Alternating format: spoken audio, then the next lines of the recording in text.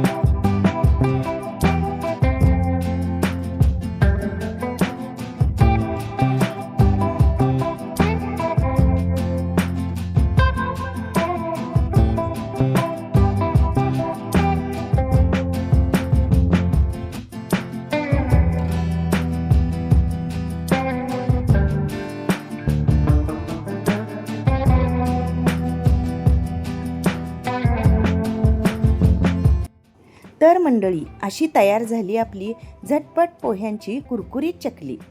Video आवडला असेल तर लाईक करा, आपल्या मित्रमैत्रिणींना, नातेवाईकांना शेअर करा आणि अजून अशाच सोप्या रेसिपीसाठी कुक विथ वंदना या चॅनलला सबस्क्राईब करायला अजिबात विसरू नका. परत भेटूया अशाच छान छान रेसिपीसह. तोपर्यंत धन्यवाद.